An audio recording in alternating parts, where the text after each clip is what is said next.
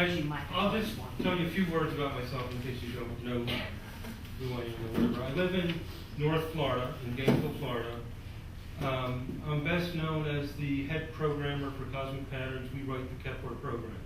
And we have about 3 other programmers. We have a team, and that's what I spend most of my time doing over the past few decades. We also have a school, the Avalon School of Astrology. And in the 1970s, I was a full-time practicing astrologer. That's my introduction. Is that what I'm talking?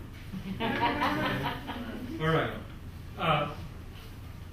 I'm going to be talking about astrolocality tonight, and it says using a synthesis of Eastern and Western methods.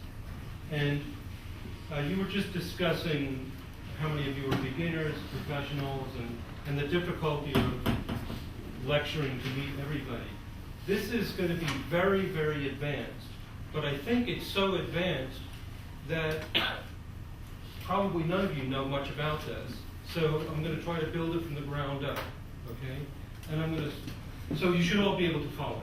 All right, that's my goal. Sounds utopian or unbelievable, but I really hope that I can speak to all of you at all levels.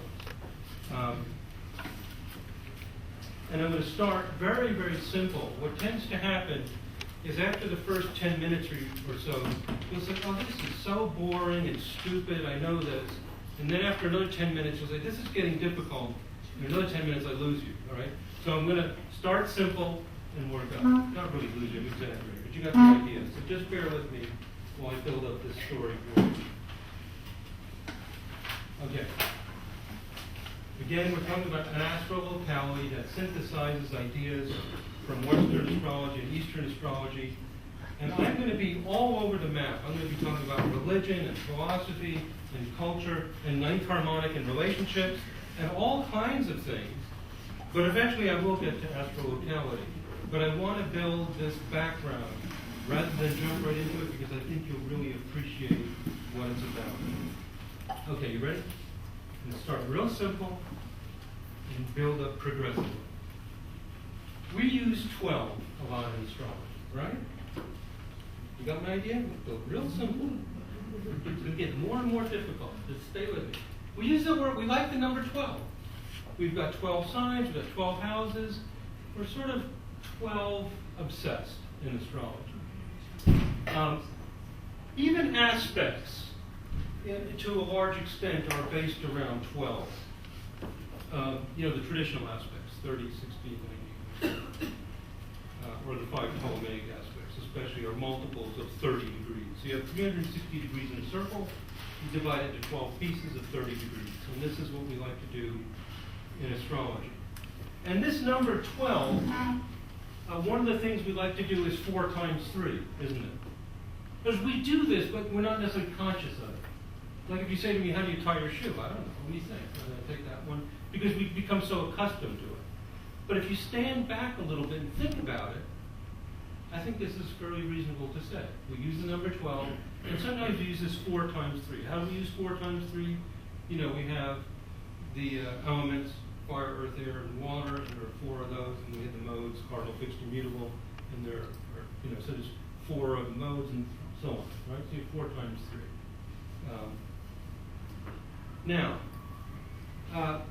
The aspects, going back to traditional astrology, are very, very closely related, even more so than in modern astrology, to this 12-based system. Because the trine, 120 degrees, is smooth and harmonious, right? It's pleasant. Well, most trines occur between planets in the same element, right? So if you have a planet in Taurus, it's likely to trine a planet in Virgo or Capricorn.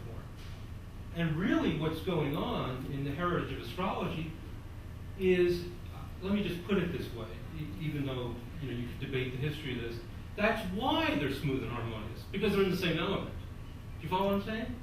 And sextiles, which are also pleasant, are not in the same element, but they're in the same gender. So Aries sextiles Gemini, sextiles Leo, they're all masculine, air and water. So even our aspects are closely related to this 12-based system. And the quincunx, which seems to have like really disjointed, weird feeling, in a quincunx, there's no similarity of sign or mode. And that's probably why it was left out of a lot of ancient astrology. The point is this, very simple, is that we do our astrology around the number 12. Right? Fair enough? Make sense? Just an observation. Now, this 12, another interesting observation, also, by coincidence, just happens to fit our mythology and our religion. Just making observations. You can see where I'm leading to, pretty obviously.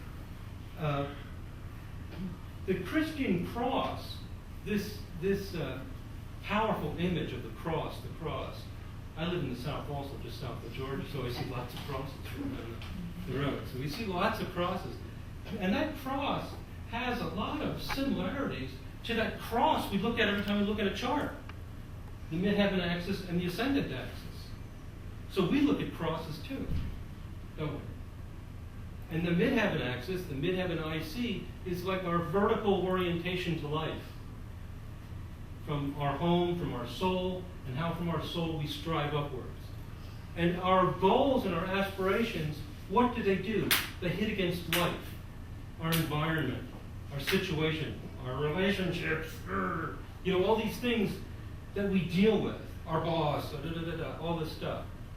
So that's the cross of life, how our aspirations meet the world we're in. So our astrology, our predominant religion, whether we consider ourselves to be Christians or not, we're embedded in this Judeo-Christian tradition primarily here in the West, all has a lot in common. And the symbol for Earth in astrology, if you do heliocentric, is the cross. The cross in the circle. Yeah. It's like this is what we are. We're caught in the cross of life with our goals, our dreams, our ambitions, and the realities we contend with. And our astrology reflects this, our religion reflects this, our mythology reflects this. And then we also have the peace that comes from trines. So the idea is you work hard, you do well, you might play golf on a weekend, you get to relax, or go swimming or whatever, and we have that rest. So we have this dynamic yin-yang sort of tension or energy and relaxation built into our sense of life, into our sense of astrology, and it's all largely unconscious. What I'm really doing is bringing into consciousness what you already instinctively do. At least that's what I think I'm doing. There could be some presumptions. You follow what I'm saying? You all with me? So we're actually doing a 12-based orientation in our lives, in our astrology, in our mythology, and in our religion. So, of course, we have 12 gods on Mount Olympus. What mythology do we grow up with primarily? Do most of us read about Krishna and Radharani and, or, Thor? Or the 12 disciples of Krishna. The 12 disciples. Jesus has 12 disciples. 12 gods on Mount Olympus. Our 12 tribes of Israel. 12 tribes of Israel. It's repeated over and over again. The Bible told me so. 12. My astrologer told me so. 12. Somebody did a book on that. With the 12 tribes of Israel and so Yeah. on. Well, the astrologers in the early 1900s often, based on theosophy, would talk a lot about this 12. So this is really key to astrology as we know it, this 12-based system. And we kind of take it for granted. I'm just making you more conscious of something I think you already know. You already know that Jesus had 12 disciples, but making these connections. And what I'm getting at here is I don't think they're coincidental. Okay? There are 12 notes in our musical scale. And here, an interesting thing happens in music. Instead of 4 times 3, there's a 7 and 5. 7 plus 5. We have 7 major notes and 5 minor notes. And this shows up in traditional astrology a little bit with the 7 planets, 2 of which are luminaries, the sun and moon. And then you have Mercury, Venus, Mars, Jupiter, and Saturn. So sometimes you get this 7 working into it. But primarily, our thinking is based around 12. Our religious thinking, our mythological thinking, and our astrological thinking. That's what I'm suggesting. Well, you may not agree with me, or you may agree with me, but I hope you find it an interesting thought. I like this cross. I mean, I like it philosophically, the Botany cross, because it's got the there are all these kinds of crosses in the Christian tradition. And here you get the 4, which is what is emphasized in our culture. You know, be a success. No, it's kind of patriarchal. So go. And then you have the 3, which is more healing and soft. So there it's incorporated in one of these classic Christian designs. I'm also thinking of the 4 suits of the card deck. Even our games are based around this. It's really amazing. So we live in a culture, a cosmology, a sense of how life was created, and an astrology based on 12. And having a 12-based system, our culture, our astrology, our mythology, it seeps into our subconscious, our instincts are all wired up to this attunement. It's like if I listen to jazz all day, you know, I'm attuned to this. And if I listen to something else, like we get ingrained, it's in our blood. You follow me? So we've got this in our blood, even though we don't realize it. And what I'm going to get to shortly is that other cultures don't. And they're tuned to different numbers. And I'm going to show you what the Hindus are tuned into. And they're not very much tuned into 12 at all. Okay. So, our 12-based society, our 12-based religion, our 12-based unconscious, our 12-based astrology is simple, it's direct, and powerful. It's a simple image of life. We're in the cross of life, we have these 12 principles, and as a Western culture, we tend to be effective in meeting life because we repeat this mantra of 12, so to speak. We're attuned to it. And it works. There's nothing wrong with it. Okay? That's what we do. So we have the emphasis on meeting the challenges of life and then taking rest and finding peace between the battles and retiring when you can just live in Trine land. Right? You're 65. God says, Uncle Sam and your grandma told you that now you can just abandon the cross. The cross is off. It's interesting how we brainwash ourselves. You know, people that grow up with lions think they're lions. You know, so you tell people, look, you're in the cross of life. You've got to do this. Oh, yeah, okay, I'm going to go to college. I'll do it. I'll make money. But you're 65. Stop. Okay. So it's all different aspects of the 12. And then we say, oh, you're in 3. You're 65. You get to live in 3 land. Triangle. If it's Earth, then have a nice garden in Asheville. In the mountains. Fine, you don't have to worry. Cross, you're done with the cross. How we decide these things is rather mysterious, but we tune into these facts of life. And what I'm suggesting is that these are truths. In reality, in cosmology, in astrology, there is a 12 reality. There is a 3 reality, and we tune into it and we guide our lives by it. But what I'm going to lead to shortly is that there are whole other realities. That this reality that we live in is like a Christmas ornament that you become surrounded by. And you think it's everything. In fact, some of the medieval astrologers tell you this, that there is no other thing. It's all, when they're using minor aspects, they don't exist. Because it does work. It has a reality, and when you live in it, it feels like everything. But what I'm saying is, it's as if what I'm going to do is I'm going to put you in a rocket ship, blast out of that reality, and you'll see other beautiful ornaments. You see what I'm saying? So it's valid, it's true, but it's not the only truth.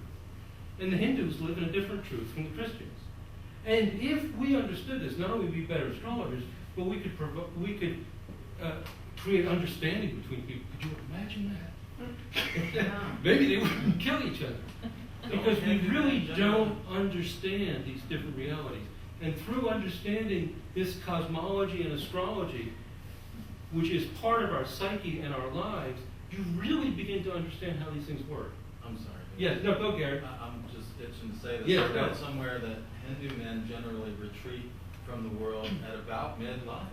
Yeah. That they actually go into this phase of their life, which is somewhat of a retreat. It's almost like a forest monk existence. Right. And that is in extremely stark contrast to the Western motif. Right, exactly. I mean, it couldn't be anymore. Yeah, what we're going to do is find out that Their life begins at 40. Yeah. We're going to find out that Hinduism is very wired into the number 9. And this is going to lead to that discussion of compatibility. And 9 is a whole different world. Is this going for me? It is now. It is now. Nobody with the plague has been drinking it. I'll take my chance. We're Asheville. We're all organic vegans up here. Oh, I can feel the vitamins coming in. Okay, so this 12 is very effective, and it's the essence of our Western lives. Now, the interesting thing about the 12-base system, it works very well in horary astrology, for example.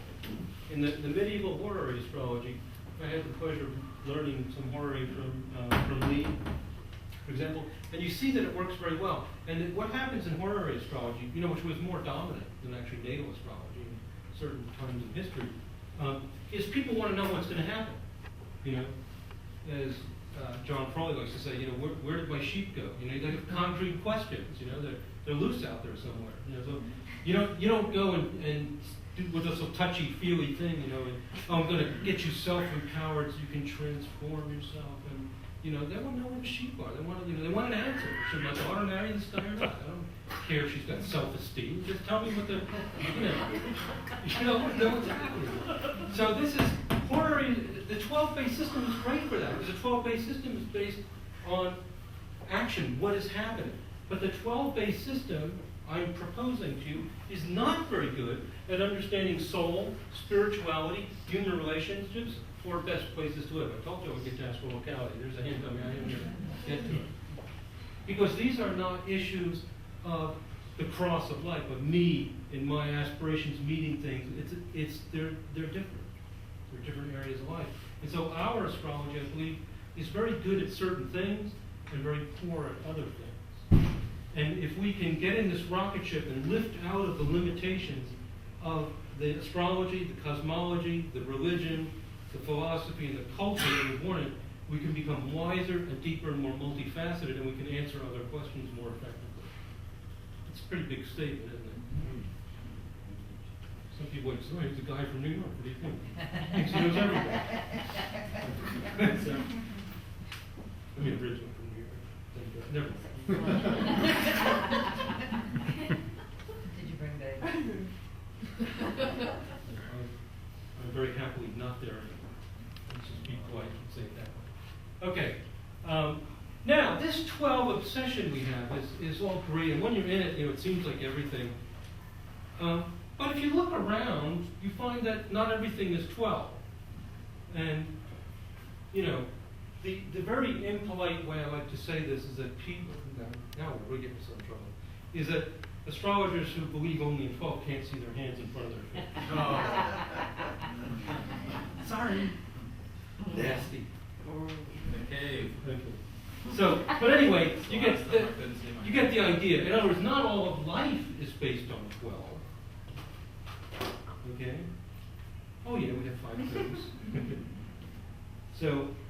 So you might think, you might say, fine, I have 5 toes, but my toes are not astrology, and that's a reasonable argument. It doesn't necessarily imply that just because there are 5 petals on flowers and you have 5 fingers, that therefore astrology is true. I'm not saying that, but I'm just making an observation at this point.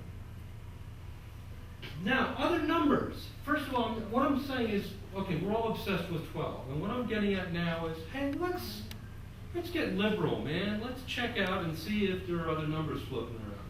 So there's 5 floating around on my hands and my feet. And then in mythology, when we always, when you're glued to something, you get the selective perception. 12 tribes of Israel, 12 this, 12 that. Well, you find in mythology and religious mythology, I'll call it, other numbers show up. The novena, prayer to Mary for 9 days, for example. They don't pray to Mary for 12 days. They pray for 9 days. Because 9 is the number of the mother, which is quite interesting. So to pray to Mary for anything other than 9 days, mythologically wouldn't make any sense. Okay? So there are other numbers floating around.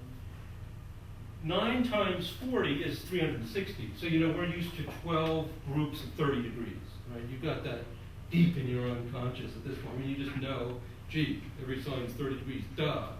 But if I give you some other number, then you might start fumbling around. Where's my calculator, So if I divide the circle into 9 pieces instead of 12, I get 40 degrees, okay?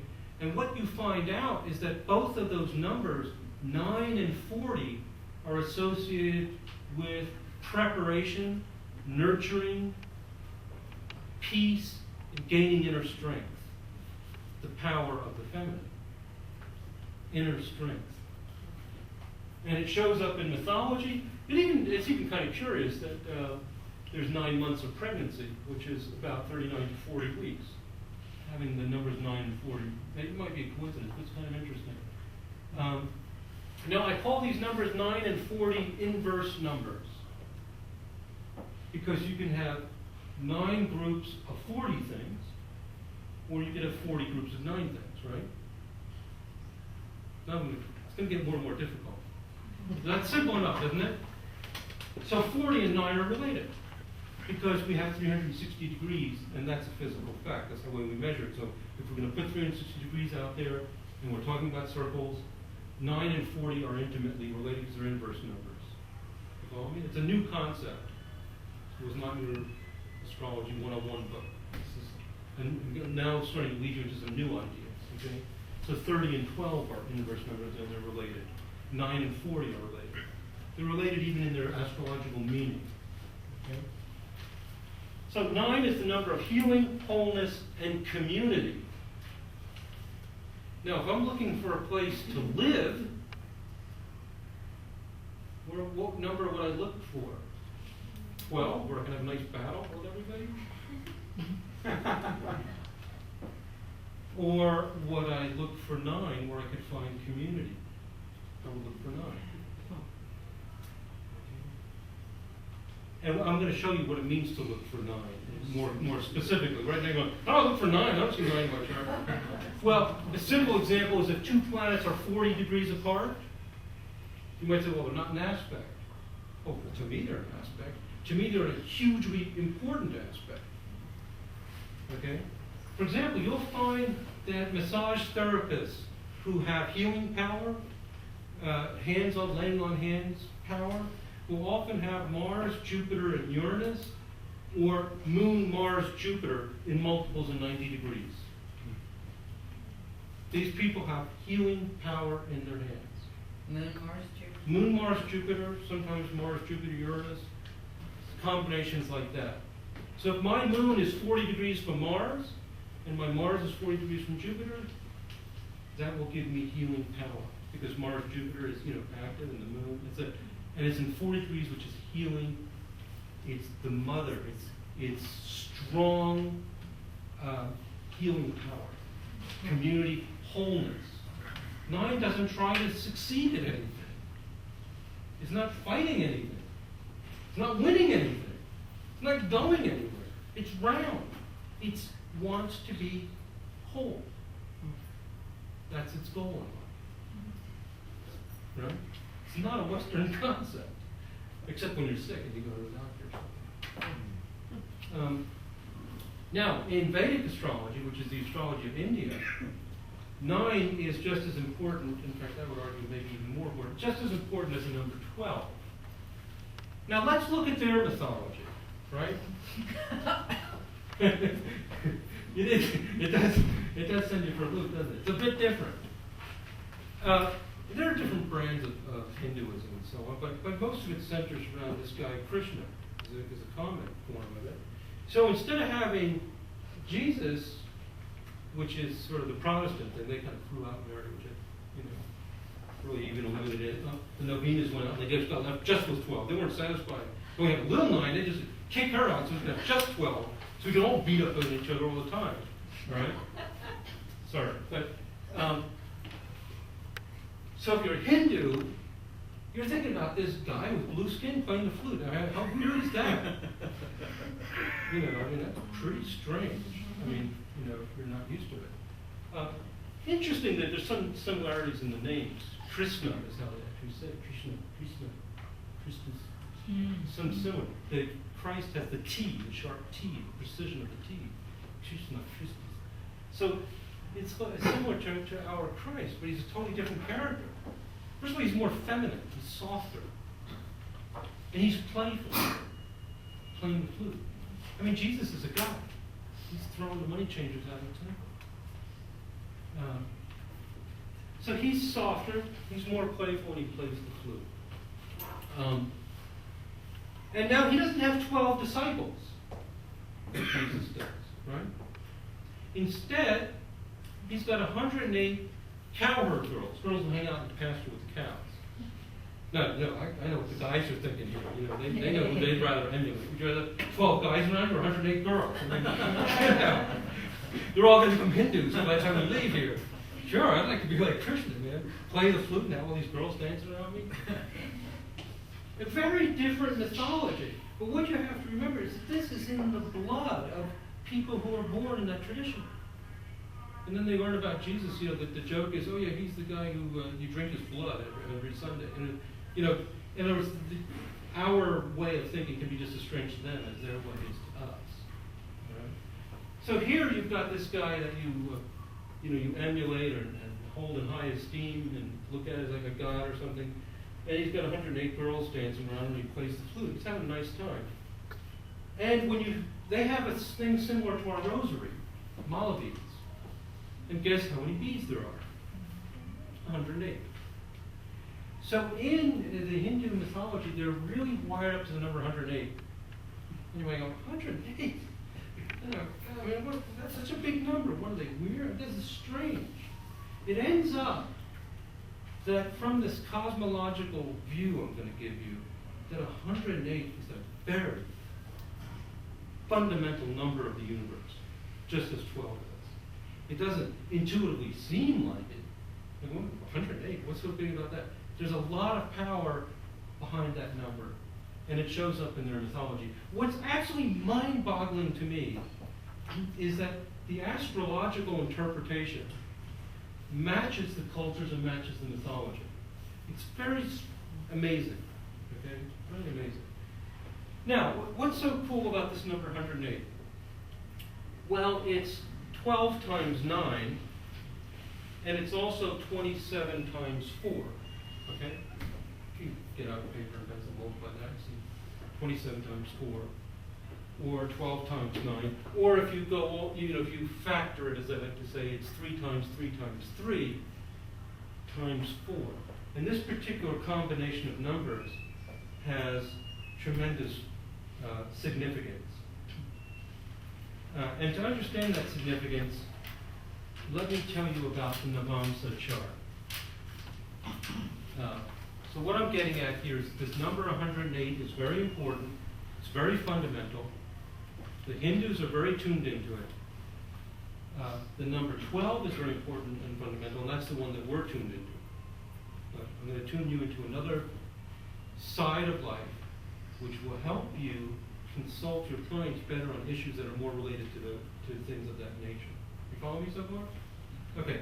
Now, if you go to a Vedic astrologer, an astrologer from India, or uses the Indian system, they tend to have 2 charts, actually more than 2, but 2 real primary ones. If you go to a Western astrologer, they might have a natal, a progressed, and a transit, right? You know, they draw up maybe more than one chart. Always have the natal. They might want to look at the transits, the progressions, and so on. And when you go to a Vedic astrologer, it's very similar. They often have more than just the natal chart. But the next one that they'll tend to have is the Navamsa chart. And the Navamsa chart is based on the number 9, which is kind of evident from the name Nav, 9. And it's a way of seeing patterns based on multiples of 40 degrees. The 40-degree multiples. Because in Vedic astrology, they want to know the soul of the person. And they want to know where the wholeness and dharma, the light, where the person finds peace and a sense of rightness. This is one of the primary important things they want to do. So they don't think, oh, how is he going to succeed? Should he go to college? Should he do this? First thing they want is, how is he going to be whole? How is he going to be complete? They have a funny thing. One time I was attending a Vedic lecture, and I said to the lady next to me, I said, if he starts laughing when he talks about something bad in somebody's chart, don't be, don't think he's being callous or something.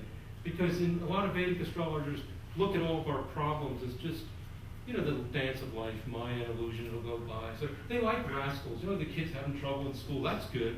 He's probably trying to get off the wheel of life. Whereas the American astrologer say, oh, he doesn't have good self-esteem, and self-esteem this, and that's good. He doesn't like the material world. Good for him. He figured it out. It's good that he's pulling the girl's hair and throwing these things, because it means he's not happy here. And anybody who is happy here is really stuck in this thing. See, they have a different set of priorities, right? And they tend to laugh and giggle when you tell them about your problems. I'm in trouble in my marriage. What's so funny? My kid just got in a fight at school. So occasionally, I don't want to exaggerate. But the priorities are different. The purpose of the reading is different. The purpose of doing the astrology chart in Vedic astrology is usually what? What's the goal? Wholeness. Wholeness, and then beyond wholeness is moksha, what they call moksha, which is spiritual liberation, which means to transcend the material world. So you want to be whole and at peace and dharmic, and this can help you get out of this mess that we're in. Okay? The goal of Western astrology tends to be to make you more effective and to empower you to be the best that you can be. I think there's different priorities. Who's right? They're both right. And one of the reasons we have such an effective culture is because we are based on 12. There's nothing wrong with these perspectives. They all are true. It's just that you don't want to project one thing in the wrong situation, right? You need to appreciate these different parts of life. Okay, now this Navamsa chart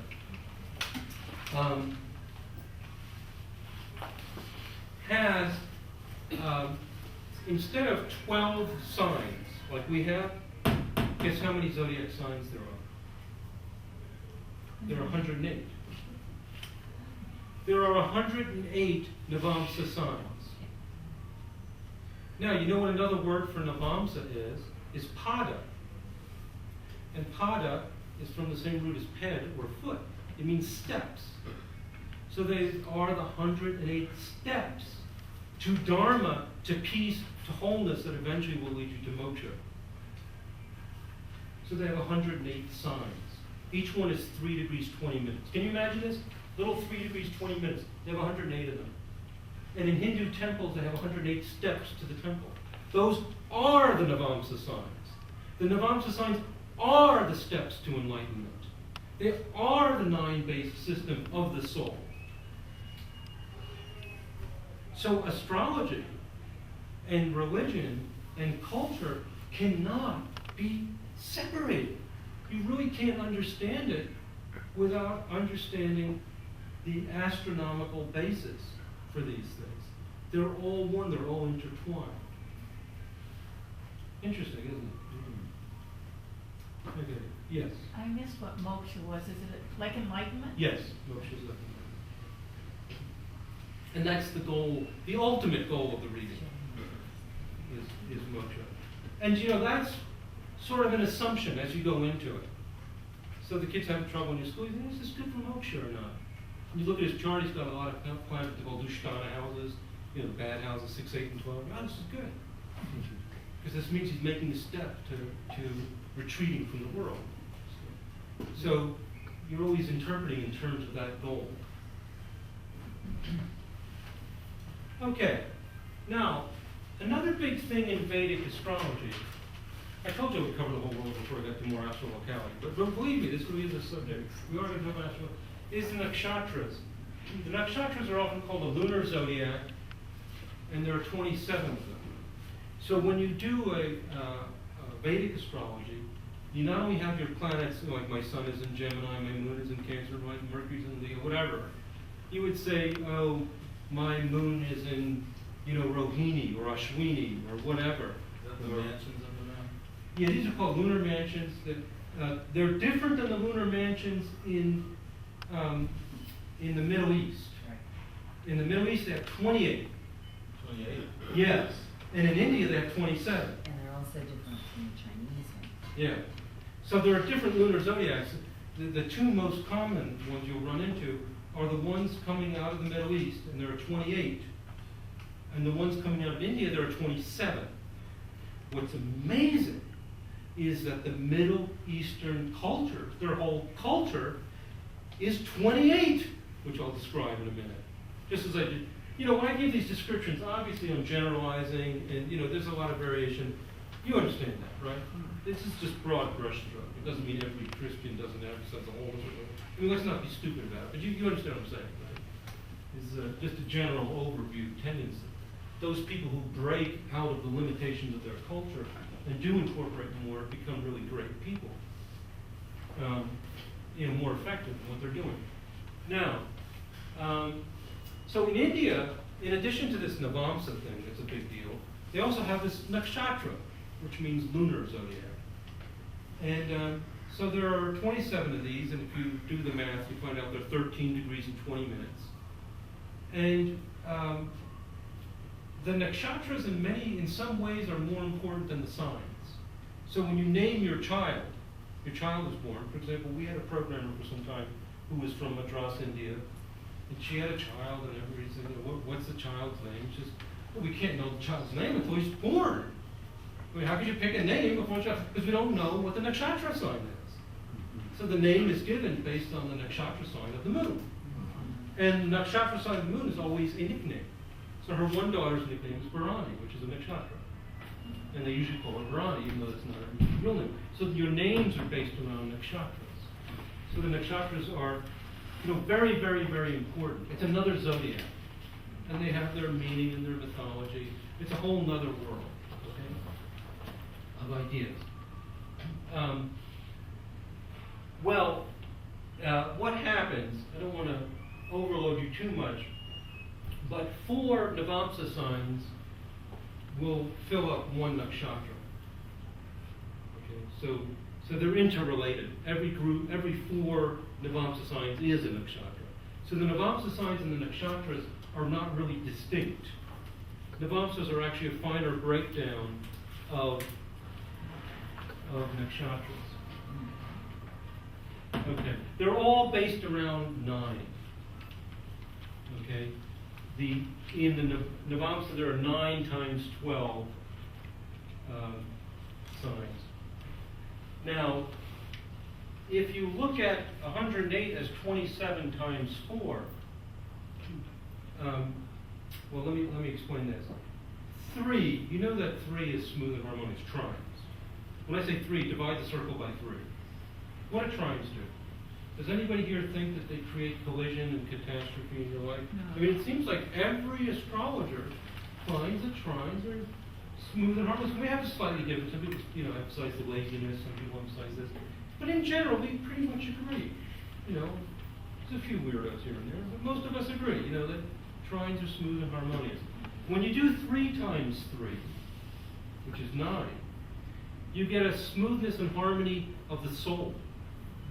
So instead of a facility or ease in the world, it's the harmony of the soul, and that's why it's healing, sense of community, sense of peace. When you go to 3 times 3 times 3, it's a smoothness and harmony of your spiritual vision. So people with strong emphasis of the 27 are have a strong desire for spiritual enlightenment. We're going to look at some examples of that. We're going to look at Martin Luther King's chart, John Lennon, and so on, and you'll see this 27 is there. So, you know, we may all want spiritual enlightenment, but Martin Luther King was up there saying, I have a dream. You know, I mean, he was, you know, and when Lennon wrote Imagine, you know, it's gripping him, so he's able to channel that 27, and this is what happens with 27. It's spiritual enlightenment. So 27 times 4, 4 means square, is your challenge, your path to enlightenment. So the 108 steps are 27 times 4, your path, what you need to, because you're not going to get enlightened just saying, oh, I'm groovy, man, I'm new. You know, you're going to have to do something. So 27 times 4 is your spiritual path.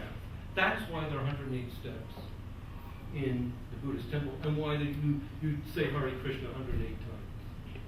Okay? So this 108 is a powerful key to your spiritual path. Spiritual path meaning 9 is community. People with strong 9 are community involved. You know, they set up the picnic for the church group. They set up the astrology group. They're community oriented. We're the community room. So probably the people who designed said, oh, we're going to have this health food place. Let's have a community room. Go that way. I'd like to see the ninth harmonic in their chart. They have some 40-degree angles. I can guarantee it. 9 is community. And 27 is spiritual bliss. It's where you feel at one with spirit. Now, being at one with spirit, you say, oh, that's the one I want. Well, some people are at one with spirit. Can't do a blasted good thing for the community. You need all these things. Okay? So it's not that one is better than the other. They're all part of life. You follow me? So, 108 is related to your spiritual path. Now, let me talk about 5. But before I do, let me make this clear.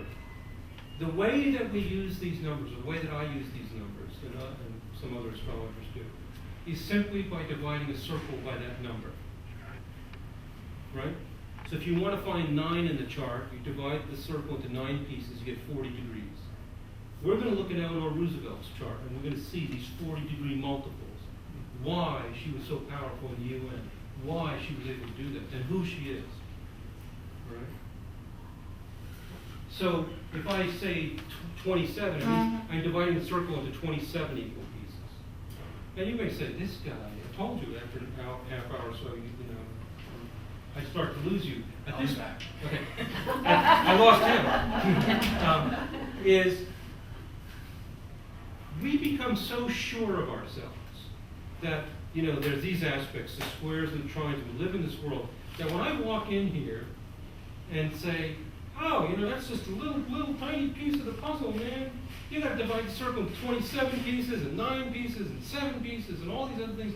And then you see all these other vibrations, all these other frequencies that are, and they're called minor aspects, aren't they? The nobile.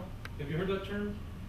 Like those of you who are new to astrology, you may be a little bit lost here, but in most astrology, we use multiples of 30 degrees. And some people say, oh, you can use 40 degrees. It's minor, it's not really important. That's not what I think. It's only not important if your selective perception is so focused on this other thing, you don't see it. There's nothing minor about it. It's just as powerful.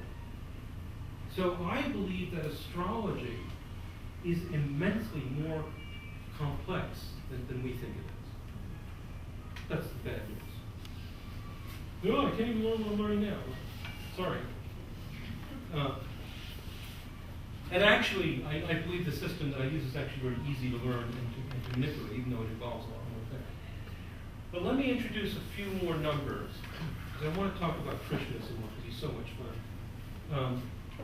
5 is the number of play and creativity. So if you have quintiles in your chart, planets are 72 degrees apart, or 144 degrees apart. My belief, and you know, different people have different opinions, who knows, but you know, I have no proof of this, but just my opinion is that they give creativity, playful creativity. So you'll almost never find a creative artist who doesn't have a lot of quintiles in their chart. Or we'll get to an octave, what I call octaves of quintiles. 5-based things go. Almost always. Virtually always. Because that's what it does. It likes to playfully create things. Now, here's another rule for you. Doubling a number does not change the essential meaning of the number. So if you divide the circle into 10 pieces of 36 degrees, right? Or 20 pieces of 18 degrees, in other words, you have it, it doesn't change the essential meaning. They're all creative. What happens is as you double the number, it's like a higher frequency and it becomes more internal and less external. Not less powerful, more internal. So multiples of 36 degrees, 18 degrees, 9 degrees, etc., which would mean you're dividing the circle into 5, 10, 20, 40, are all playful and creative. This is all going to end up being vitally important for us to be able to tell people where to live, believe it or not. I'm going to get to that. Now, the number 40 has a unique property. Certain numbers have unique properties, that 108 does, and 40 is one of them. And like I said, in Vedic astrology, they do this Navamsa chart, which shows them these multiples of 40 degrees, is extremely important. And this number 40 is very powerful.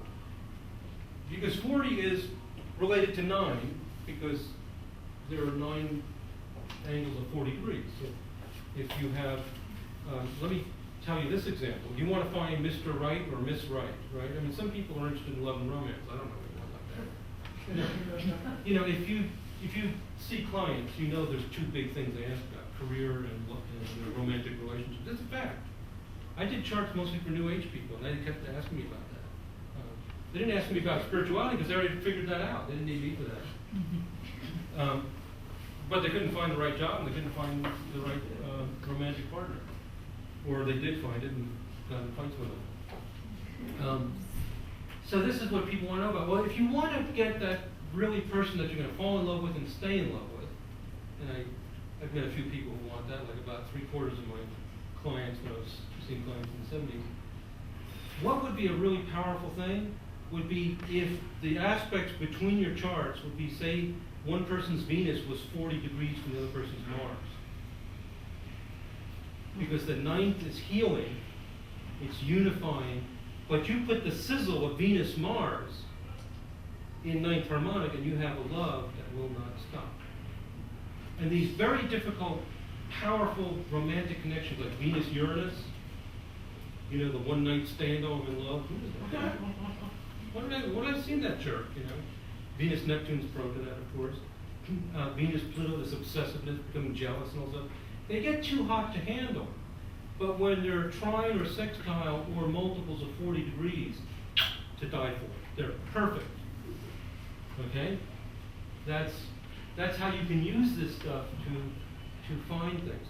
If you want to find the right place to live, you know, I'll show you examples of that. Again, you're going to look at these multiples of 40 degrees. So 40 degrees is a wonderful thing. It's also an octave of 5, isn't it? 5, 10, 20, 40. A doubling. I call it octave when you double. 5, 10, 20, 40. So 40 is an octave of 5, but it's also the inverse of 9. So 40 is primarily 9-based with a 5 flavor. I told you I would lose you. But just the bottom line is that 40 has some 5 flavor to it. And this combination of 9 and 5 is what makes Hinduism. 9 and 5 are naturally connected in nature, in astrology, in the vibrational nature of the universe. Because they overlap. 7 does not. 7 stands alone. But 5 and 9 have a natural affinity to each other. Okay? I know this is hard to follow, but at least you can remember the bottom line, that they have a natural affinity. So what you end up with is the idea of paradise that everybody has in their head. And we often look at it as kind of silly or childish. We like to look down our noses at Thomas Kincaid paintings. It's like, oh, that's not real art. Because it lacks the 7th depth. What it does, but there's something alluring about it. These beautiful things. The Jehovah's Witnesses, you know, are telling me that I'm going to be, you know, on this dancing on the stream, and then you know, playing games and whatever. You're going to go to heaven and play the harp on a cloud. And Krishna people tell me, you know, we'll be dancing with girls and all this stuff. So this idea of an ultimate peace is 9, harmony, wholeness, and the playfulness of 5. And there's actually something in common between the Thomas Kincaid poem and Krishna, which is that they both represent 9 and 5, but Krishna has more of the 5, the play. So paradise where you play is the natural connection of 9 and 5. And that's why in the soul of everyone is this sense of a paradise. Here I am in 12 with the vertical thing, meeting them, and I can't get along with my neighbors, and the dog is barking, and my wife is nagging me, and she's telling me to take the garbage out, and my boss is, and I'm late for that meeting, but somewhere inside of us, we're dancing with Krishna, we're living in Thomas Kincaid land. It's childish, it's silly, it's not the real heavy deal if you're more 7 oriented. We'll talk about that in a minute. But it's hard. Do you follow what I'm saying? So Krishna embodies the 9 and the 5, the community, the oneness, the wholeness, and with that wholeness, what do? Now that we're whole and happy, now what happens? We can play flute, dance, party, right? Those college students had it right all the time. Dye yourself blue. Get in tune with your inner Smurf. Our society has locked 9 and 5 to mean something else. You know, we've got work locked into 9 to 5. That's very interesting. We usurped it and made people work 9 to 5. That's But maybe it's really 5 to 9. it's turning into it, isn't it? Yeah. But the point is this, 9 and 5 have an affinity, and within the consciousness of people is this sense of a playful paradise. And it shows up in the popularity of the Thomas Kincaid, or the vastness of the Hindu religion. It's huge. There are many people involved in it. Okay? And what I'm suggesting to you is why, when I drive down these roads in the south, do I see all these crosses? Why are all these Hindus going so nuts over Krishna? I mean, some guy with blue skin playing flute. What's your problem, man? Did you take too many drugs in the 60s? And what do you care about this guy playing flute?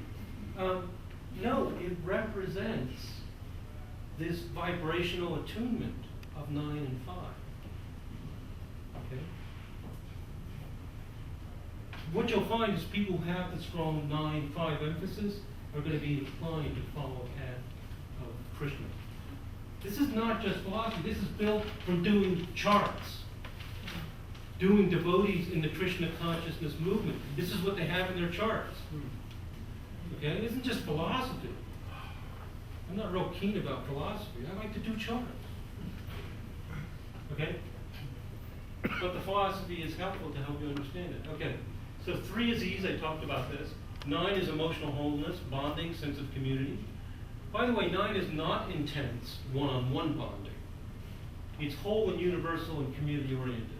You know, a typical thing with a person with a lot of noviles, these 40 degrees or 80 degrees, multiples of 40 degrees in a chart, is they often bond with their friends more than their family, for example. And so, you know, it's your husband's or wife's birthday or this or that, or their mom's birthday, and, you know, they don't tend to remember. But those hungry kids and the battered women and what's going on there, that they know about. But, you know, oh, mom, oh, sis, oh, yeah, it was your birthday last week. Oh, sorry, I was too bad, you know, saving the whales off, you know, whatever, you know. Because it's more universal. It's not so personal. What's very curious about people who have a lot of noviles, these 40 degrees, 80 degrees, and so on, is they often become teachers. This is very practical stuff. If I see a lot of noviles, I say, are you a teacher? Are you a counselor? No, I'm a computer programmer. What's wrong with you? You shouldn't be a computer programmer with all that stuff.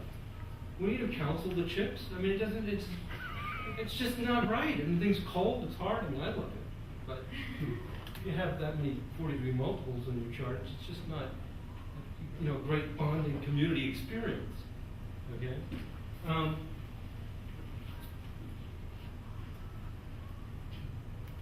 So 9 is not intense. It's more universal and community-oriented. And very often they're teachers and counselors, and very often don't have children of their own. Surprising, isn't it? If they're the great mother, and they're so sweet and all this stuff, why don't they have kids? What do kids do? Do they ever cry? Do you ever stay up at night? Do you ever worry about them? 9 doesn't believe in worry, and it doesn't believe in conflict. It's 3 times 3. They just peace, harmony. They don't want screaming kids. They don't want to change diapers. They don't. That's not 9. They want to have a bunch of kids and be all sweet, and then at 3:30 they check out, and then ask for a higher salary because I'm going to strike because you don't pay me enough because I work for 6 hours for these kids. This is a 9-5. It's lazy like the Prius. Okay. Sorry, I probably just insulted him. This can be a virtue. Well, you know, I talk about all this goody stuff, so I have to be a little nasty. Hunter-gatherer society was based on laziness, really. I mean, Yeah. you know, I mean, they pretty much got what they needed and had lots of time on their hands. Well, you know, if you pressure somebody too much in one direction, what's going to happen? You become unbalanced. So what happens is some people just give up. You know, they're just going to hang out, drink beer, play cards, watch the football game. I'm checking out. Okay? But if you channel this 9 in an integrated way, then instead of just hanging out and becoming fat and bored and whatever, you could be healing people with this 9 energy. Okay. So, selective perception. Hindus see a lot of 9, Christians perceive a lot of 12, and what we find is that Muslims and Jews perceive a lot of 7, both of those religions. And it's really selective perception. You know how in like Chinese art they might use dashes of red? You know, or everybody attunes to certain things, and it's good. We need to. You can't experience it all simultaneously. There's really nothing wrong with this. It just becomes bad when you don't appreciate somebody who's different from you. That's when it becomes bad.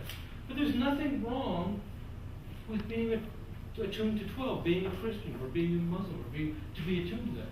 What becomes wrong is if you think that's the only game in town, and you don't understand other things that can go on. And more important for astrologers is by not understanding these different things, you're not able to consult people who, when they're dealing with problems related to those things, or if their charts are based on those things. You know, different, we call them harmonics, different multiples of degrees. So one religion or culture is not better than others. Depends on how we handle energy. Now, I'm going to make a connection with physics. I made a connection between, and I've hinted at it, I'm going to make it a little more explicit. I've made a connection between astrology, culture, and religion, right? And how they all fit together. And there's also a strong connection between astrology and physics. And in several ways, but the way I'm going to talk about it tonight is the electromagnetic spectrum, and which confirms that Pythagoras, way back, who's kind of a granddaddy of a lot of our philosophical thought, is that the qualities we experience are founded on number. Modern science has basically proven Pythagoras' assumption and said he's right. I'm like one of these guys, you know, the emperor has no clothes. In other words, the physicists don't tell you this. They're kind of seem to be a little bit ashamed of it, so I'll tell you. They proved Pythagoras is right. And this is a quote from the NASA website.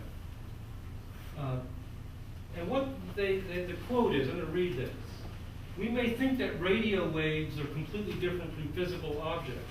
Like when you turn on your radio, or you turn on the TV, and these waves somehow get picked up by your TV or whatever. Well, that's not the same as a chair, right? I mean, one is something that gets picked up by a radio, and one's something that's picked up by a TV. You know what physicists say? It's the same thing. You might say, well, how could a frequency that gets picked up by my TV be the same as a chair? It's not the same. One's physical, one's not. Your mind interprets the frequencies to be different. It's your mind that does it. In reality, physicists say they're the same thing. So I often like to say that physicists are more spiritual in some way than astrologers are, because they think everything's all one vibration. Okay? So, maybe that's all one, but they're working on it. Superstring theory is the hope to put it all together. But let me just quote this thing. And this is from NASA. This isn't from some groovy New Age guy, right? We may think that radio waves are completely different physical objects or events than gamma rays. They are produced in different ways. We detect them in different ways. But are they really different things? The answer is no. Radio waves, visible light, here's the visible light in this electromagnetic spectrum. This is what we see and our brains interpret as things. Where was I here? They're all present.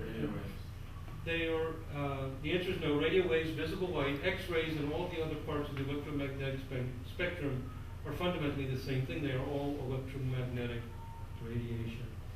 So what physicists are saying is that we're all living in an illusion, you might say, where there's actually one thing going on, and the only difference between different things is their wavelengths. And our brains have some intricate way of decoding that and creating a reality out of it. Is that weird or what? But this is not cutting edge last few years physics. This is standard physics. It's been around for decades. Okay? And this is what they're saying. The only difference between different colors, the only difference between blue and red is the frequency. The only difference between a high note and a low note is frequency. And it's more bizarre than that. The only difference between a radar, an FM wave, a TV wave, and visible light is the frequency. They're all the same thing. So physicists have proved a mystical, or I shouldn't say proved, but they validated from their perspective what mystics have been saying, that there's a sort of oneness going on. So the next time I'm shopping for a chair, I should buy a radio instead? You might, Kelly, because you think too hard about this stuff. You might. So, what I'm doing is I'm making a relationship between astrology and physics here. I've made a relationship with other things, mythology and so on. But I believe that astrology is works by frequency as well. And so there are these different frequencies. And all they are is you just divide the circle by different numbers. You divide it by 9, and you see this energy of wholeness and healing. You divide it by 4, and you get a vibration of conflict and overcoming, and so on. Divide by 3, you get peace. But I believe that in astrology, we're only studying one little tiny piece of that electromagnetic spectrum. And interestingly, different astrologers, like Vedic astrologers, have become aware of other parts of it. And we become aware of other parts. It ends up everybody's right, and there's a larger context that explains it all.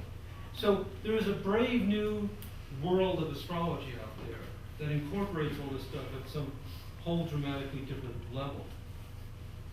There's that guy from New York. So what I'm saying is that this is really big stuff for astrology. Okay. Now, I always run over. So how much time do we use it? We have 35 more minutes. 35 more minutes. I want to at least get through this. But, let me tell you something else. This is something I actually worked out relatively recently, which is that 5, 7, and 9 are relatively recent, just in the last few years. Because I've been working on this since the early 70s. 5, 7, and 9 create some basic qualities. 5 is your creativity and play. 7 is your focus and your discipline and your capacity for abstraction. And 9 is your sense of community and bonding. 7 is what gives depth and maturity. And the interaction of these 3 basic qualities of 5, 7, and 9 is what creates culture. Okay? So, for example, if you divide the circle into 35 pieces, I don't know how many degrees it is, but I don't really care. I'm just going to divide the circle into 35 pieces and get these, however long it is. I guess it'd be a little less than 12 degrees or so. You know, these little multiples of 12 degrees going around. That would be 5 times 7. So it will have the maturity of 7 plus play. So it's mature play, not childish play. 45, 9 times 5, is playful or creative community. That's what Krishna does, 45. 63 is 9 times 7, and 7 is discipline, focus, and maturity. 9 is bonding. So people with 9 times 7, multiples of, to take the circle divided by 63 in their chart, are always interested in training children, things like this. They're like coaches and want to discipline. Do you follow what I'm saying? So the meaning of these other frequencies is determined by what numbers compose them. You just factor it. If it's, what is the meaning of what we call 63rd harmonic? It means dividing a circle into 63 pieces. 63 is 9 times 7, so it's just 9 and 7. So that's how you figure out the meanings of these other numbers. You just factor it, it's called, if you remember that deadly word from 4th grade. Most astrologers didn't like all that stuff. So Buddha sitting under the Bodhi tree for 49 days, 7 times 7? A lot of discipline there? Yes.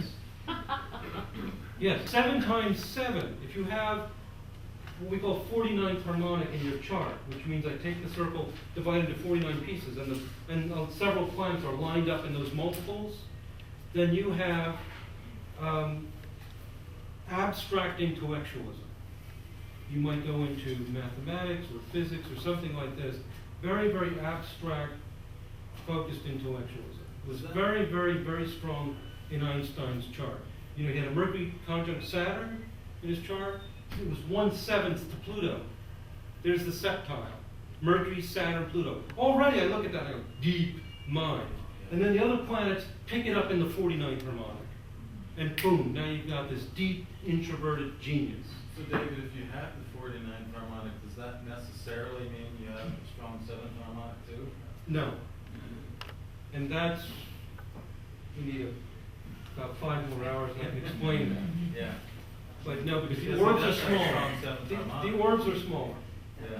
It gets complicated. If the orbs are very tight, if you have an exact septile, Yeah.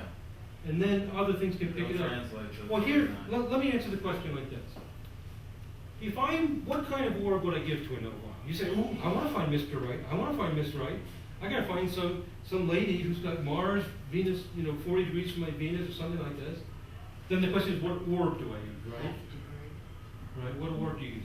And the orb is basically you take the denominator of the aspect. Every aspect is a fraction, right?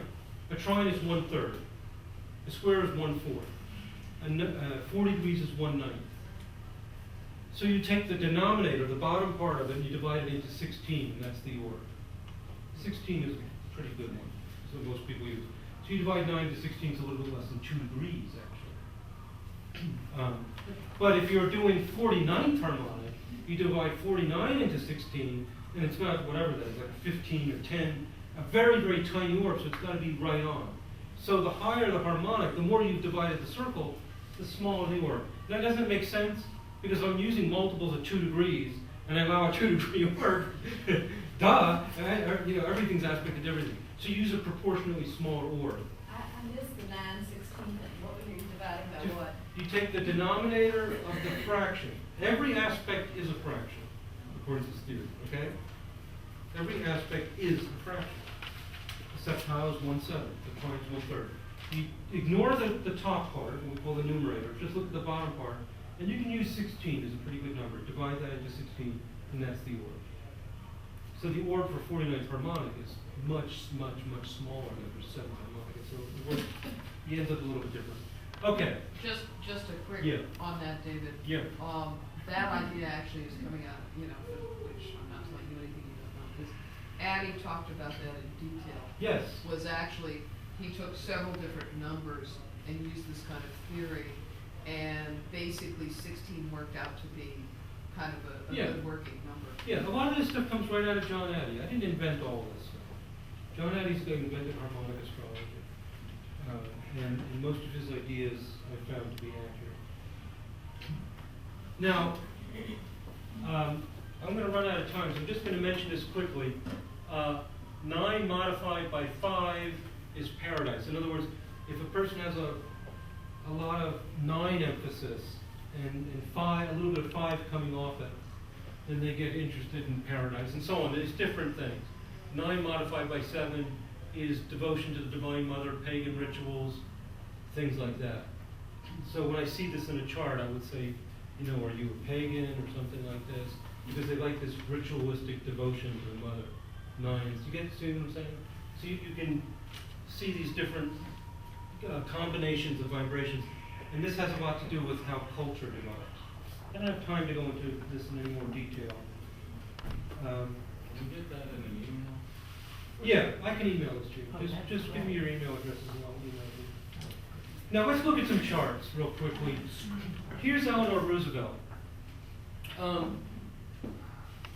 The wife of FDR. And she has moon trine Mars in her chart, okay? And her moon is in Cancer. Now, I was watching a movie about her. It was a pretty bad, poorly done movie, but it was a movie nonetheless. And I'm watching this thing, and if you're watching like a person or a movie, and suppose the person's really picky at everything, and you go, Virgo, where whatever, you keep looking at it, you go, oh my God, what is it? Everything's in Virgo. So I'm watching this movie. Watch your lane. They're so brilliant. You think they must have a lot of Virgos. Good segue. Did I manage to get myself out of that one? So I'm watching this movie about Eleanor Roosevelt, ninth harmonic, and then they say this about, oh my God, what's she have ninth harmonic? Because what they said in the movie, and I did a little research on the internet to confirm it, was, what she did was remarkable for the time. She got these regulations passed by the UN to protect women, especially children, and she really crossed a lot of boundaries to get this done.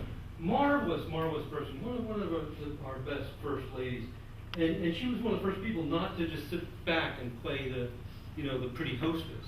She says, I want a phone, I want a secretary. So what? You're not the president. She says, I'm going to do stuff, all right? And she did in big time. Did some really great things. So she has this moon trine Mars, which would give her this sort of vitality. She was an elegant lady, but in my opinion had sort of a bulldogish kind of look to her, the moon trine Mars. But interestingly, by all accounts, she was a very bad mother. She didn't help her kids. Even when one of her older kids was running for office, she said, well, I've got to go to these meetings in India and stuff. It was like, she didn't get, her moon's in Cancer. Now, you can find reasons for it. You can say, hey, the house is too shot, and the ruler this, and the dispositor that, whatever. But what happens is, her Jupiter is 40 degrees from the moon, and it's 80 degrees from Mars. So it makes a little triangle with the moon-Mars trine. You see what I'm saying? So it's about 40 degrees and then about 80 degrees. And that's that healing power. If you have a moon-Mars-Jupiter pattern like this Jupiter making the 1/9 and the 2/9 to the moon-Mars changes that whole trine. It defines what it means. This is a woman who can heal the world. Now, what did I tell you about ninth harmonic? They often don't have children. They don't remember whatever. They don't care. She's too concerned about hungry kids in the world. And her kid is saying to her, Mom, I'm going to run for governor or whatever he ran for. Could you stop by? And she's stupid. She says, oh, well, hold on a second, Well, what did you say, honey? Oh, well, I think I don't know. Yeah, I've got a meeting. She's thinking about the hungry kids.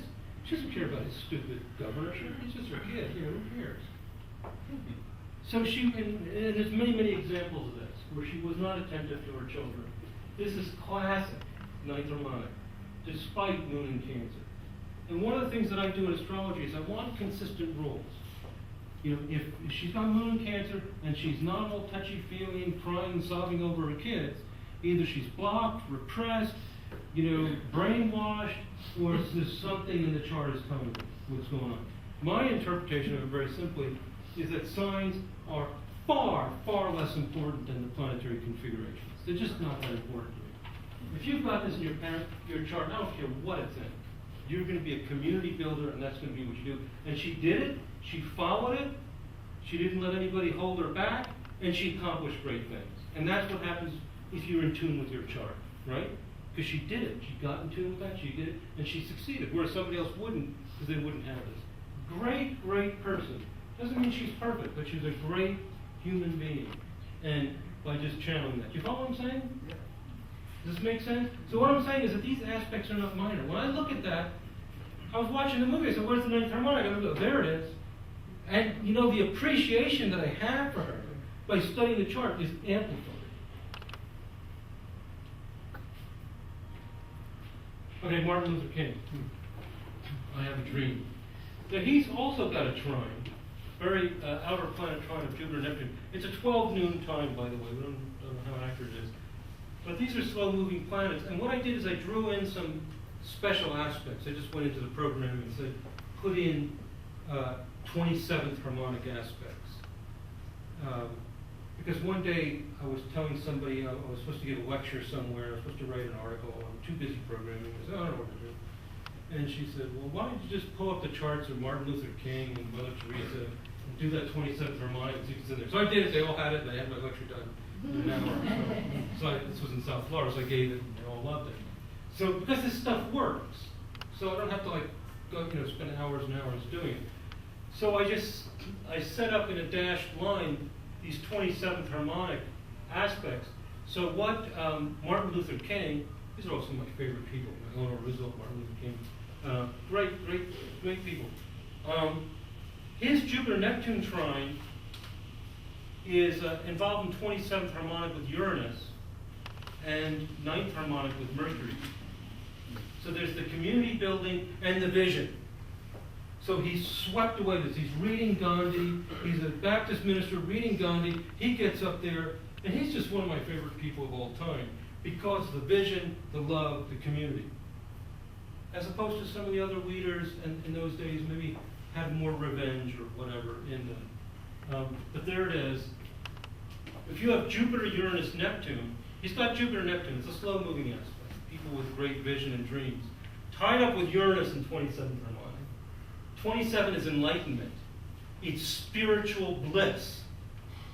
He's got his Jupiter, Neptune tied up with Uranus. He's just, don't judge him by their color. Let's go. Let's go. You know? He's lit up. And with the Mercury, building community. He's a minister, building community. So he's got the 9 and the 27. He died under the closing square of Jupiter.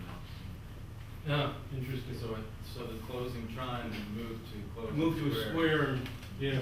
Almost evolutionary, you might say. So the point is that by looking at these patterns, I feel like I'm looking into the soul of the person. And all you have to do is just drop this 12 obsession and let yourself see the full electromagnetic spectrum, so to speak. You know what I'm saying? It's very exciting. It's very exciting. I start to yell. When my wife attends, she goes, it's great stuff. Okay, John Lennon. There's a lot of controversy about his time, so we don't know. This is, some people think it's the mornings, whatever. But, you know, Lennon did a lot of different things, but I think some of his noted things was that the song Imagine, and everybody's talking about John and Yoko, all we are saying. So that part of John, which was a fairly conspicuous part of him, we find that he's got Sun, Uranus, Neptune. This is a little bit similar to Martin Luther King. He's got the Uranus-Neptune trine, and just like Martin Luther King, we don't care much about it. Slow-moving, people had it for months. But in his particular case, the Sun is in 27th harmonic with it. I mean, Sun, Uranus, Neptune in 27th harmonic. You know what Sun, Uranus, Neptune is, right? I mean, you don't want these people to be using drugs or anything. I mean, they're just visionaries. Well, he did, and they usually will, and it's not going to help him. He doesn't need it. But the Sun, Uranus, Neptune, it's just tremendous vision, tremendous sense of enlightenment. And so that, that was that side of it. Also, he has a Moon-Pluto opposition, at least using this particular time. And it ends up with these 40-degree multiples and 20-degree multiples to his Jupiter-Saturn. And I think this has a lot to do with let's give peace a chance, sense of social structures and reforming them and having sort of a catharsis, emotional Moon-Pluto, to heal. So, I'm going to just take my clothes off, we're going to be free, me and Yoko, so this Moon-Pluto obsession, but with an attempt to heal, and his Sun, Uranus, Neptune, the vision. So we find in these various people these things going on. I already mentioned this, love and romance. If you take a very heavy combination to Venus, either Venus-Mars, Venus-Uranus, Venus-Neptune, or Venus-Pluto, between the charts, multiples of 40 degrees, it's fabulous. So if you're a romantic person, you want to be in love, you want to stay in love, these are great aspects. Here's an example. Camilla Parker Bowles has a Moon-Venus conjunction in her chart. So if we pull up her chart and see Moon-Venus, it's tight, less than a degree, I believe. And you may look at her and you may say, like I do, gee, I wish my aunt was still here. But anyway, she does have a Moon-Venus conjunction in Cancer. So, I mean, that's how sweet does it get, right? And you may say she's not sweet, but her chart says she is. She's got a Moon-Venus conjunction in Cancer. Now, some guys say Mars or something hits that because she's got this sweet spot in her chart in a nice way. It's going to create a great, intense romance. And so Charles has his Mars 160 degrees to both of them. So when I saw that, when everybody was talking about, oh, Camilla this, blah, blah, blah, I said, they're going to get married, they're going to stay married, they're going to be happy. It's as simple as that. This was not just, sex in the palace or whatever. This is something, because it's ninth harmonic, 160 degrees of his Mars to her moon Venus, they're going to be in love, they're going to stay in love, and they're likely to never separate. Even though I still want to have that. I use what the chart says, not what I want. You understand what I'm saying? That's what the chart says, that's what it's going to be. Now, they may have other things going on, that can interfere, but it really takes a lot to stop a love like that. Because that's the romantic love that people look for. Well, have people done these things and then looked at it in retrospect and seen that they really did work out that way? Well, I saw over 2,000 clients in the 70s. I mean, I use this every day, use these theories every day. So just like every astrologer, you do charts and, we don't have a lot of scientific proof, but actually I've got some studies on that too. Research studies where we state a hypothesis, we collect data, we analyze it, and it seems to confirm it. But most astrology is just your opinion, right? This is my opinion, this is what I think I'm seeing. And I think that's what most astrology is. Now, I told you we'd talk about astrolocality. I told you it would take a long time, so I have not disappointed. You want to find the dream home, the white picket fence or whatever it is, and you want it to be in that right place. I think most of you are familiar with astrocartography and relocational astrology, but let me state how it works because it's very, very, very simple. It doesn't take a long time to explain it. If you think of a chart, there's only two things that create the chart. The time and the place, right? So if I want to do your chart, I say, what's the date and the time, which both amount to a moment in time, but what's the place? I don't really need your name to do the chart, I just need that. So what you do, and what a lot of astrologers do, and I think the majority of astrologers must do this, they just find it works, I found it works, is maybe I'm born in Los Angeles, but I live in Asheville. I do the chart as if I was born in Asheville. You say, well, why would I do that? I wasn't born in Asheville. Well, you live here. So you take the same instant in time, now on the clock it might be 3 hours later or whatever, but the same instant in time that you were born, but make believe you were born in Asheville. And the theory is that for some crazy reason, unknown to me, that would tell you what life is going to be like in Asheville. That's the theory. You got it? So if you didn't know it, that's what a lot of, not all, but a lot of work being done in relocational astrology is based on. Now what's going to change? If I'm born at the same moment, but I'm born in Asheville instead of Los Angeles, the planets don't move. They're all in the same exact place. Only the houses move. So basically what Jim Lewis did, who really developed this system, this is astrocartography, is he said, you want to get married, you want to find a beautiful lady, where would you have to move to put Venus on your seventh house? Suppose you were born in Asheville and that would have put Venus on your seventh house. These beautiful women are just going to come right to you like magnets. So you just go to the place that puts the planet you want on one of the angular cusps, the first, fourth, seventh, or 10th, because those are the real powerful ones. And almost every astrologer agrees that a planet on an angular cusp is strong. Is there any astrologer here who doesn't think that a planet on an angular cusp is strong? All right? Or that, is there any astrologer who doesn't believe in relocational astrology? I know. Michael Gofflin here, you might argue with. But Yeah, but I mean among us. No, we wouldn't.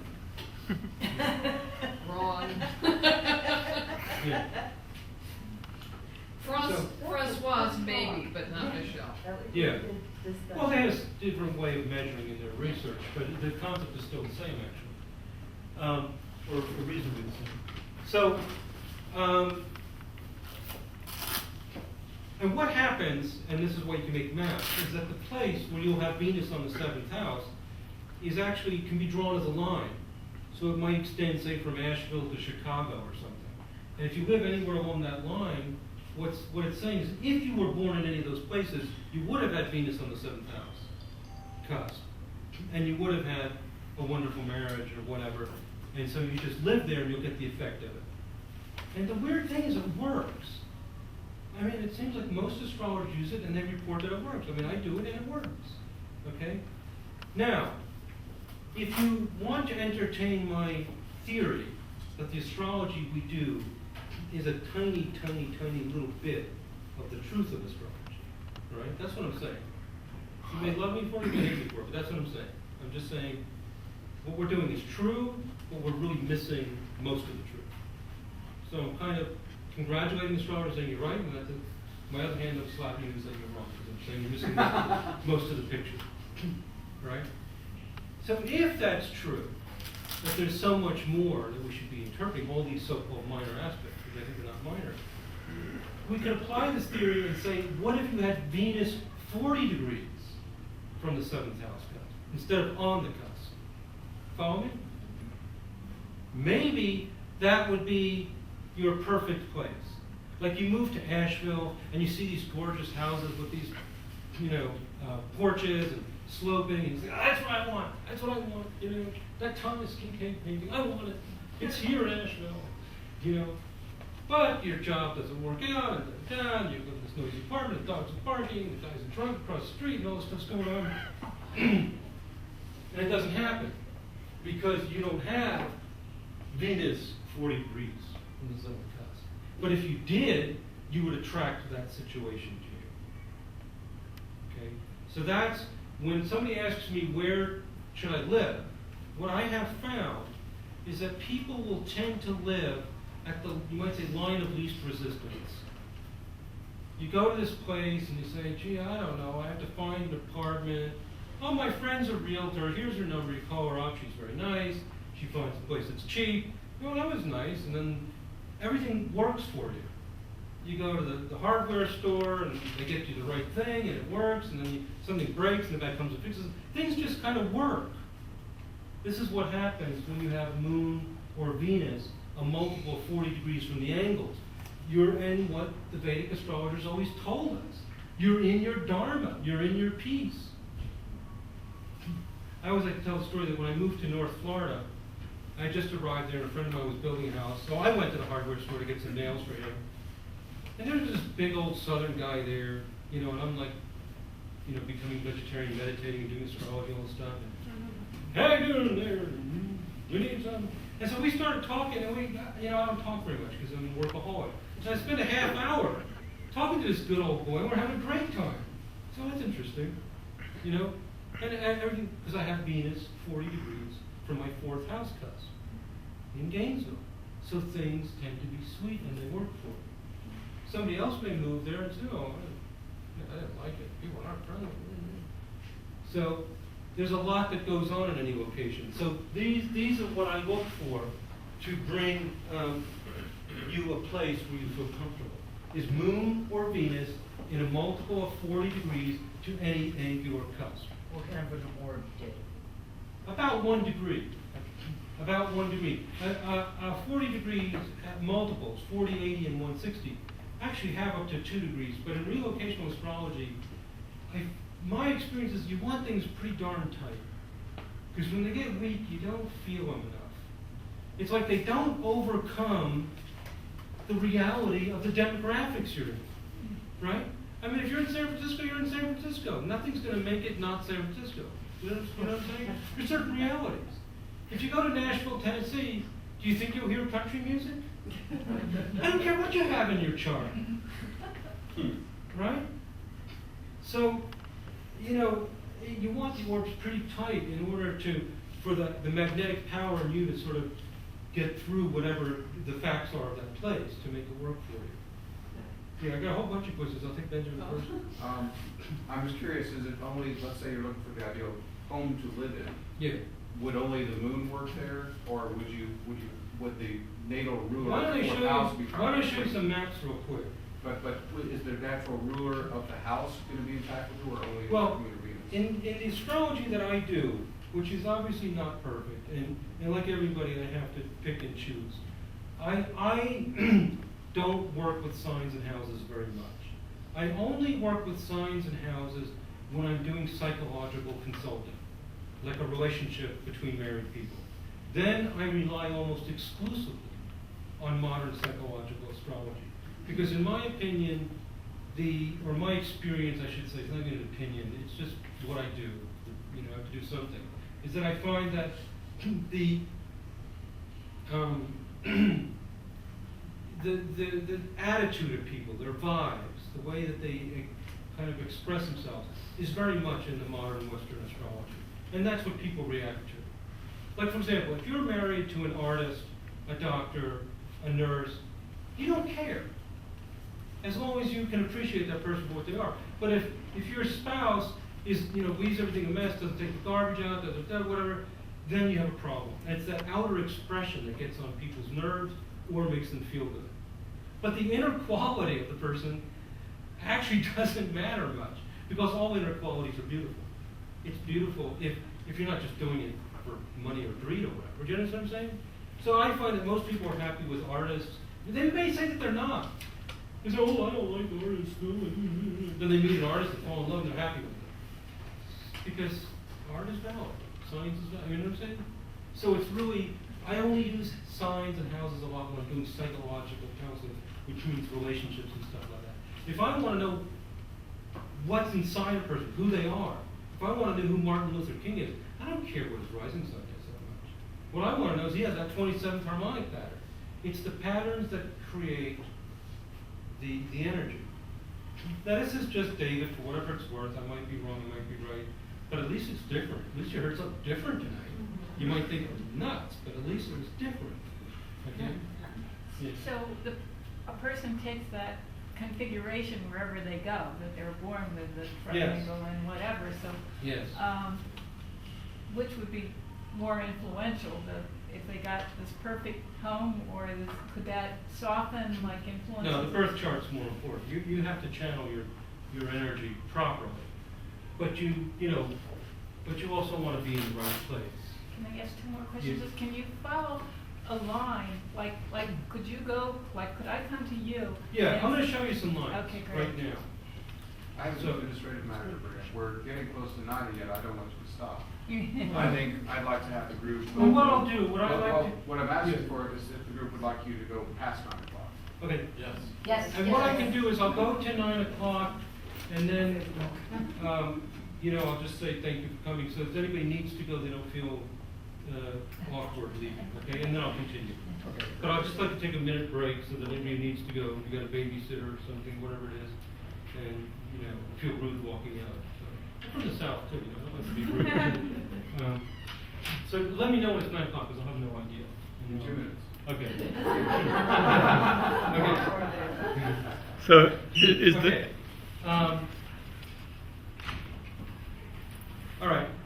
I want to show you some charts, but this was a study that I did. I also do research studies as well, and Maggie was nice enough, or Lee, one of them brought this little book that I wrote, which is on relocational astrology. I wrote another book too, but I didn't bring either one, so. I'm just, you see, I'm not too tuned into that stuff. I'm more into the ideas. So if you want the books, you have to order them from us, because I'm too spaced out to bring them. Too much in love with my astrology to think about such things. But anyway, in the book, I talk about this study I did, just 8 people, and 3 of them lived within 100 miles of where they were born, and the other 5 people had relocated. And I'm going to show you these astro maps for those 5 people, just as an example of what goes on. I drew a red circle on this. I saved it to file and then drew a red circle on it to show where they live. And this person lives in Palm Beach Gardens. And these lines here show the so-called minor, so I just like that word, the so-called minor aspects. These 40, 80, and so on degrees to Moon and Venus. That's all they are. Because these are the places where people are happy. So I just looked at it, and she lives on the moon. This red one that's vertical is to the midheaven. So this is telling me that the moon, you can't read it from there, but it says moon 160 degrees. And that's the line coming right in within orb of Palm Beach Gardens. This lady told me that she moved to Florida because her husband wanted to move there, and it's on her Saturn line in the astrocartography. She was rather concerned about it. But she said amazingly it worked out very well. I interviewed them after I did the chart. She says, I don't understand it, but I'm really comfortable here. She's on the moon 160 to the midheaven.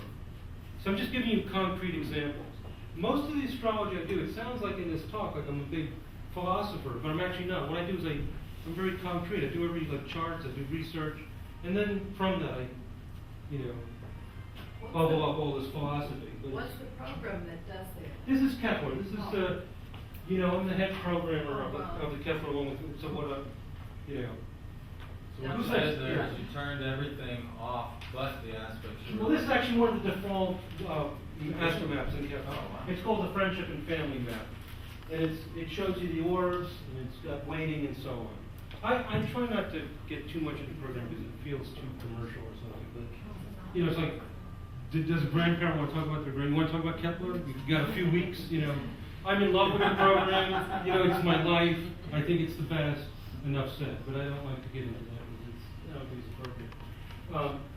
It's almost 9 o'clock. I'm just going to show you this in one other chart, and then I'll continue after that as well. But this is a second person. This is a person who lives in Santa Paula, and it's right outside Los Angeles, right over here. And it's on the moon 100 degrees to the ascendant. So here's moon 100 degrees ascendant, going smack right through Santa Paula. So see, they have this, if it's 100 degrees to the ascendant, it means it's 80 degrees from the 7th house, right? If I'm sextile the ascendant, I'm trine the 7th. And what Kepler does is it just talks about it in relationship to the ascendant midheaven, because otherwise it just gets too weird. Like, which one did you talk about? So it's always relating it to the ascendant, but it means it's 80. 80 is 2/9 to the 7th house. Which is really sweet, by the way. 2/9 to the 7th house. All these are a little bit different, but that's really comfortable. Really, really, very, very comfortable. I'm going to show you a few more, but it is 9 o'clock. If anybody needs to go, don't.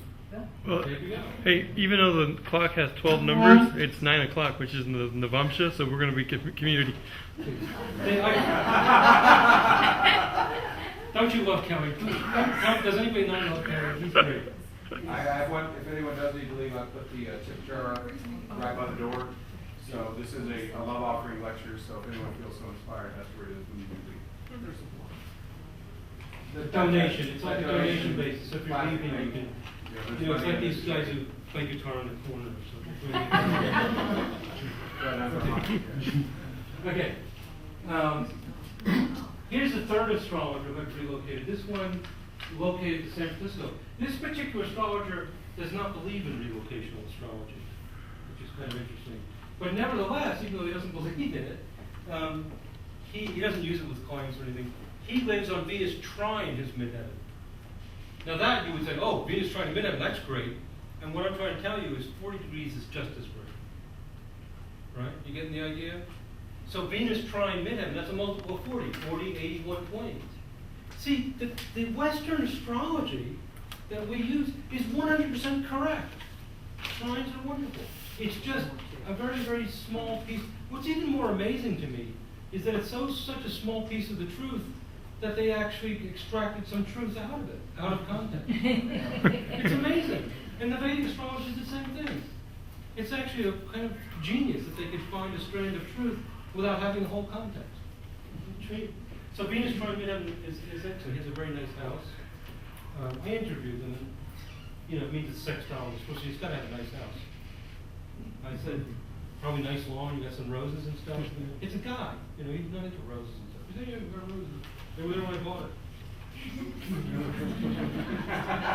Venus sextile 4th house. Roses, where's the this person lives in La Quinta, or La Quinta? La Quinta, California. And she's not on a line. She's actually not in the right place. She's caught in between some places. And she told me that she does vacillate between all these areas. But she's in the middle picking up some nice influences. But she's a little bit off the moon, 40 degrees. We do actually allow twice the orb. This is only 1 degree. So my theory was that you would live within 1 degree orb. So she's actually within 2 degrees, and she's picking up some of these other nice things going through here. So she's in an okay place. She also spends a lot of time up in the Seattle area. Yes, she spends a lot of time in the Seattle area, right on Venus, 100 degrees to the midheaven, which is 80 degrees to the 4th house.